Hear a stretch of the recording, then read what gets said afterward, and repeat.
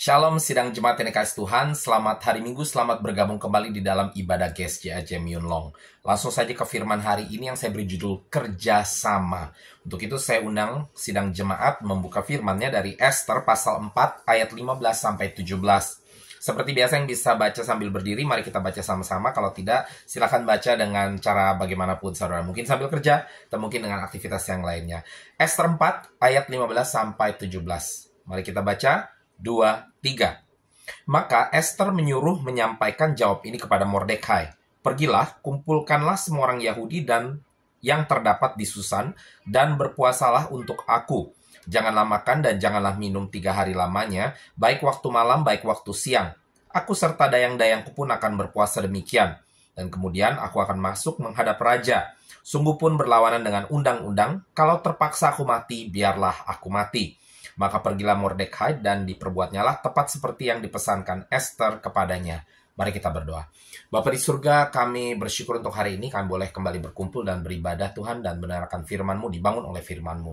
Untuk itu Tuhan, kami buka hati kami Tuhan, supaya Engkau bentuk kami lebih lagi di dalam iman kami Tuhan dan lebih serupa dengan Engkau Tuhan. Beracara Tuhan dari awal, tengah, hingga kepada akhir ibadah kami hari ini. Di dalam nama Tuhan Yesus, kami berdoa dan mengucap syukur. Haleluya. Mari kita semua katakan, amin. Puji Tuhan. Saudara, kerjasama itu perlu usaha bersama. Kita baru saja membaca cerita dari Esther ya. Ini terjadi di mana saat bangsa Israel sedang mau dimusnahkan ya.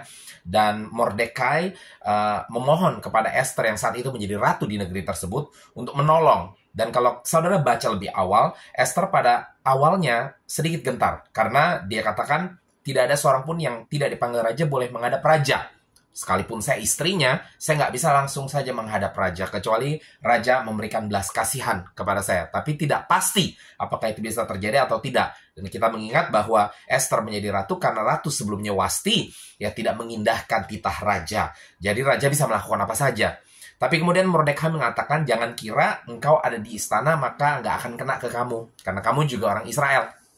Lalu akhirnya Esther memutuskan untuk bekerja bersama-sama dengan seluruh bangsa Israel, bukan saja dengan Mordekai, untuk berpuasa bersama-sama, lalu kemudian akan melakukan misi mereka menghadap kepada raja. Dan Esther katakan, kalaupun harus mati, maka matilah aku. Nah saudara, dari hal ini kita mempelajari ya, kerjasama itu memang perlu usaha bersama. Artinya nggak bisa cuma 1-2 orang saja. Nggak bisa hanya orang-orang penting saja. Memang mungkin dengan kacamata dunia ada yang kelihatan seakan-akan lebih penting. Karena mungkin kinerjanya atau usahanya atau tugasnya yang kelihatan. Tetapi bukan berarti yang tugasnya tidak kelihatan itu tidak penting, saudara-saudara ya. Untuk menjadi sebuah kerjasama yang baik, maka usaha tersebut harus dilakukan bersama-sama secara baik pula.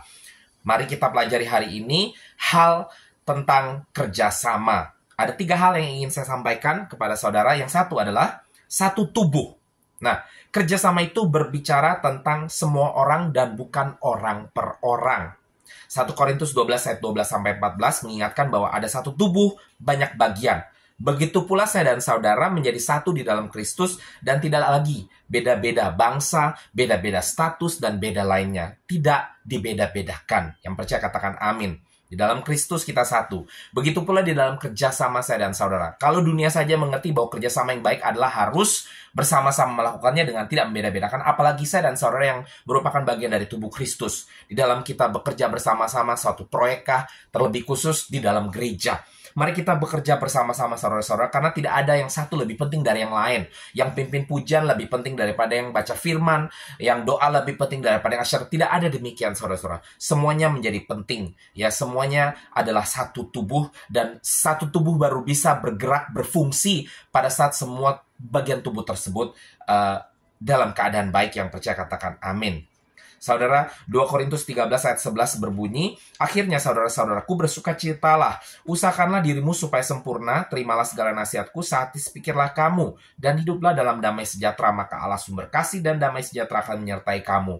Jadi saudara, bukannya kita malah saling gontok-gontokan, saling berselisih pendapat, ya beda pendapat no problem. Kita manusia pasti ada beda pendapat. Tapi mari kita fokuskan kepada kehendak Tuhan, bukan kehendak kita pribadi lepas pribadi. Jadi pada saat kita lihat kehendak Tuhan, maka kadang kita akan melihat bahwa oke, saya sih maunya begini. Tapi ya sudah, karena untuk kehendak Tuhan, mari kita menyatukan hati kita untuk sampai ke goal kita, tujuan kita. Yang percaya katakan amin. Efesus 4 ayat 23 berbunyi, supaya kamu dibaharui di dalam roh dan pikiranmu. Jadi intinya di sini atau kuncinya adalah kita harus memperbaharui pikiran saya dan saudara-saudara di dalam roh yang sudah diberikan kepada saya dan saudara-saudara Roh Kudus, ya. Mengubah mentalitas kita, mengubah cara pikir kita, saudara-saudara. Saudara, saya baru membaca sedikit kata-kata encouragement, ya, kata yang menyemangati, ya, pagi ini, yang dikatakan di situ bahwa kita bisa mengontrol, ya, yang kita bisa kontrol malah, ya, yang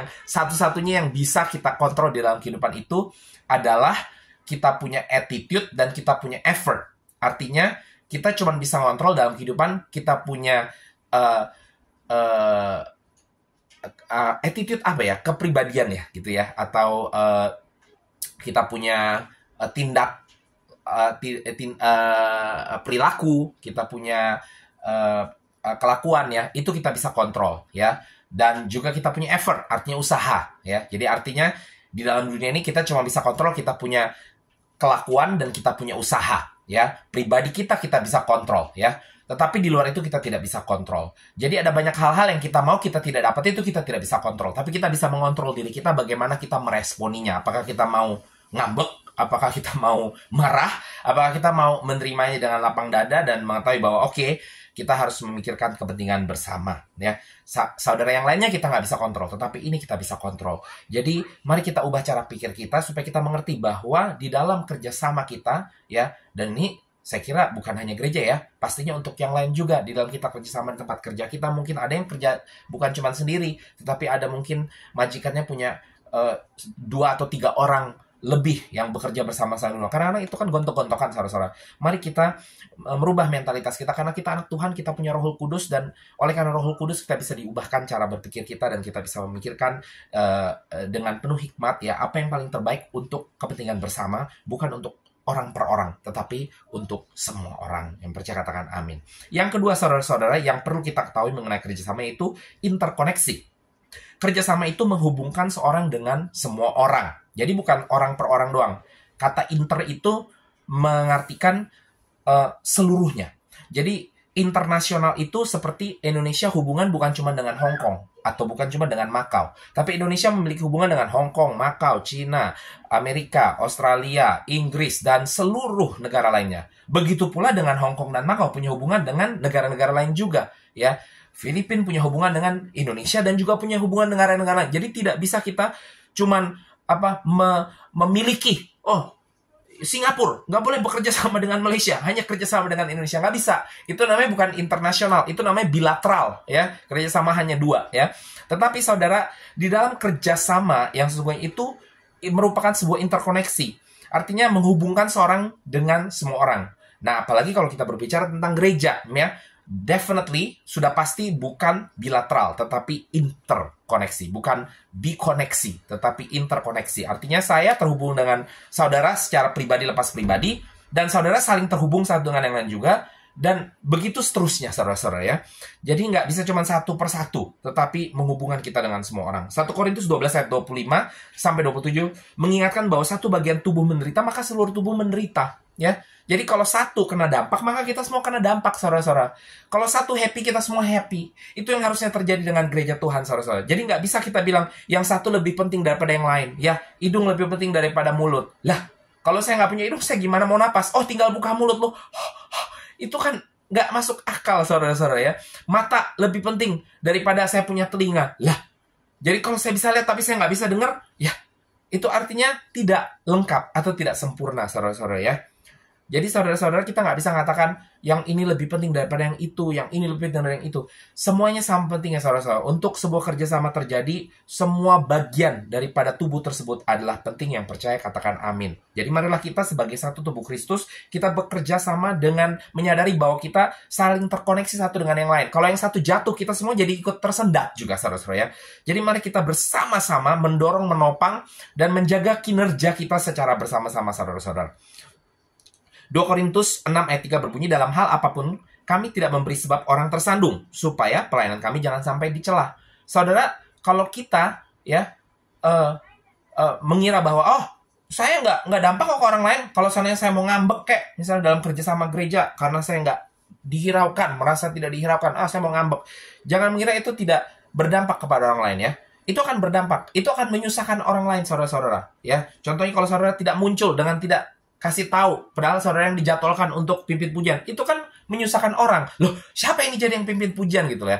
Kalau kasih tahu dari jauh-jauh hari, kita bisa atur dengan baik. Itu kerjasama yang baik. Laporkan, saya sakit, saya nggak bisa datang, dan lain sebagainya. Tapi kalau tiba-tiba ya hilang begitu saja, cuman gara-gara ngambek, biar lu tahu rasa lu kebingungan ya. Saudara, ini berdampak ke orang-orang. Ya, jadi saudara, akhirnya kita berbuat dosa karena kita menjadi batu sandungan untuk orang lain.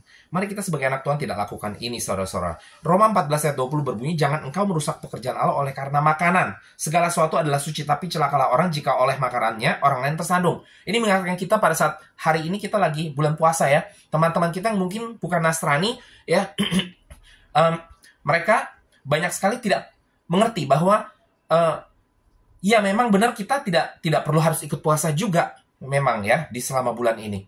Tetapi saat kita makan di depan orang yang sedang berpuasa, ya kadang-kadang orang tersebut mungkin melihat itu sebagai suatu cemooh atau lain sebagainya. Saudara, kalau ini yang terjadi, maka marilah kita sebagai anak Tuhan jangan lakukan ini. Kalau ini membuat orang tidak happy, tidak senang, saudara-saudara, kan ini tidak melanggar firman Tuhan. Kecuali yang saudara lakukan ya adalah apa yang Tuhan memang suruh harus lakukan.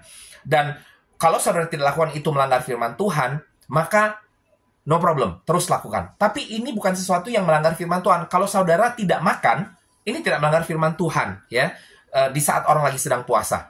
Jadi saudara, jangan sampai gara-gara makanan, saudara merasa, loh kan saya nggak puasa, saya kan bukan satu iman dengan kalian. Ya, ini membuat orang jadi tersandung, saudara-saudara. Orang melihat iman kita dan akhirnya tersandung. Oh begitu loh orang Kristen ya. Nah, di dalam konteks kita bergereja, jangan karena kita punya ego, kita punya marah, saya lagi musuhan kok dengan dia, nggak mau ngomong saya. Jangan karena ego kita, akhirnya kita merusak pekerjaan Allah. Pelayanan terganggu. Dan bukan cuma itu, lebih lagi akhirnya orang yang mungkin di sekeliling kita masih Kristen baru-baru, tanpa sadar sedang memperhatikan saya dan saudara. Kok jadi orang Kristen kayak gitu ya? Cepat ngambeknya, nggak bisa maafin, padahal firman Tuhan katakan maafin. Tapi mereka ternyata nggak suka maafin ya. Akhirnya orang tersandung. Jadi saudara, mari jangan karena ego kita atau karena hal-hal lain, pekerjaan Allah jadi terganggu ya. Kita harus ingat, satu orang kena dampak, maka seluruh orang kena dampak ya di dalam kerjasama. Karena kita, di dalam hubungan kerjasama kita itu kita terhubung satu dengan yang lain. Yang percaya katakan amin. Yang ketiga dan yang terakhir saudara-saudara, yang perlu kita ketahui mengenai kerjasama. Jadi kita diingatkan dengan kisah di mana kerjasama orang Israel dengan Ratu Esther dan juga Mordekai pamannya Esther untuk berdoa bersama-sama sementara Esther akan masuk menghadap raja. Saudara, ada pengorbanan di situ juga ya. Bukan cuman mereka menyadari mereka satu tubuh sama-sama orang Israel, semuanya sama pentingnya. Lalu bukan saja mereka menyadari bahwa kalaupun yang di luar kena, maka Ratu Esther juga yang di dalam istana juga bisa kena. Artinya interkoneksinya terjadi ya. Tapi mereka juga ada pengorbanan di situ, saudara-saudara. Ya, bukan saja dalam hal pengorbanan mereka berpuasa 3 hari, 3 malam lamanya ya, satu bangsa semuanya ya, kelaparan dan lain sebagainya ya. Tetapi terlebih dari itu Ratu Esther, saudara-saudara, dia berkorban untuk masuk ke dalam pelataran raja dan siap. Kalaupun sampai raja katakan kamu harus mati, maka dia akan mati. Ada pengorbanan dalam kerjasama, saudara-saudara. Ya, ada pengorbanan, saudara. Pelayanan ada pengorbanan. Saudara harusnya bisa main keluar. Saudara pakai waktu saudara untuk melayani. Saudara harusnya bisa mungkin lebih banyak berjualan. Saudara pakai waktu untuk tepat waktu sampai ke gereja. Saudara harusnya bikin ini itu. Saudara berkorban untuk lakukan apa yang saudara perlu lakukan, apa yang saudara sudah dijadwalkan di gereja dan lain sebagainya. Dan ini bukan saja berbicara tentang gereja, dengan keluarga juga ya. Kerjasama dengan keluarga. Saudara harus ingat, dalam kerjasama keluarga ada pengorbanan ya. Saudara, keluarga saudara kangen dengan saudara dan perlu waktu saudara untuk ngobrol juga dengan saudara ya. Saya senang waktu itu saya melihat Ibu Yanti ya pergi meninggalkan kita tepat setelah kita selesai ibadah ya. Dia sudah lakukan bagiannya dengan ibadah, itu sudah pengorbanan dia, stay dengan ibadah, selesai, dia ganti kerja sama yang lainnya, kerja sama keluarga ya. Dia langsung pergi meninggalkan kita dan dia ngobrol dengan keluarganya. Ini sangat penting dan saya tidak akan offended sama sekali saudara-saudara. Kalau ada keperluan dengan keluarga dan lain-lain, pergi, bicara, keluar. Pastor saya keluar dulu, nggak ngomong juga nggak masalah. Pokoknya saya tahu pas saya lihat saya udah tergah, ini pasti ngomong dengan keluarga ya. Gak masalah saudara, karena butuh pengorbanan memang. Dan pengorbanan tersebut, pada saat kita diarahkan oleh Roh Kudus dan mengikuti arahan Roh Kudus, maka itu pengorbanan-pengorbanan yang penting, bukan pengorbanan yang gak penting saudara-saudara ya. Jadi saudara, jangan takut untuk berkorban saudara, karena dalam kerjasama untuk kesuksesan terjadi memang perlu kerjasama antara satu dengan yang lainnya, antara organ yang satu atau bagian yang satu dengan bagian yang lainnya. Markus 10 ayat 45 berbunyi, karena anak manusia juga datang bukan untuk dilayani, melainkan untuk melayani dan untuk memberikan nyawanya menjadi tebusan bagi banyak orang. Yesus sudah terlebih dahulu berkorban bagi saya dan saudara-saudara. Saat dia datang, dia bukan saja datang untuk berkorban dari sisi nyawanya ya, sebagai manusianya 100% saat dia ada di dunia ini, dia korbankan hidupnya. Tetapi dia datang ke dunia itu sudah mengorbankan. Dia harusnya bisa enak-enakan di surga. Yesus putuskan untuk datang ke dunia ya. Untuk apa? Bukan juga untuk petang-tang-peteng-teng, bukan untuk jadi bos. Dikatakan di sini untuk melayani, bukan untuk dilayani. Jadi saudara, kita anak-anak Tuhan, pengikut Kristus, mari kita turut kehendak Tuhan dan ikuti apa yang dilakukan oleh Kristus pribadinya ya. Bagaimana dia mengorbankan dirinya, mari kita korbankan apa yang bisa kita korbankan dan menjadi pengorbanan yang harum bagi Tuhan saya dan saudara-saudara ya. Mari saudara, kita jalin kerjasama lebih lagi. Kita mungkin tidak banyak, tetapi saudara, saat kita bekerja sama dengan baik, maka saudara, kita akan melihat bagaimana banyak atau tidak banyak itu menjadi hal yang kedua. Hal yang paling terutama adalah kita terus tumbuh di dalam Tuhan ya. Kita jalin kerjasama terus di dalam kita melangkah di dalam langkah iman kita, di dalam Jam Yun Long, dan juga di dalam setiap aspek kehidupan saya dan saudara-saudara, di dalam tempat kerja saudara, hubungan keluarga saudara, dan lain sebagainya. Mari kita terapkan kerjasama berdasarkan Alkitab yang sudah diberikan kepada saya dan saudara-saudara. Kita tahu bahwa dalam kerjasama itu berbicara tentang satu tubuh ya, tidak membeda-bedakan. Dalam kerjasama kita dihubungkan satu dengan yang lainnya, dan dalam kerjasama tentunya sudah pasti ada pengorbanan, termasuk kalau seandainya kehendak saya dan saudara tidak bisa dilakukan, berkorban ya. Nanti mungkin lain waktu kehendak orang lain yang harus dikorbankan ya, karena itu semua menjadi bagian dari sebuah kerjasama. Saya harap ini menjadi berkat bagi kita semua. Shalom, selamat hari Minggu, selamat menikmati akhir pekan. Tuhan Yesus memberkati.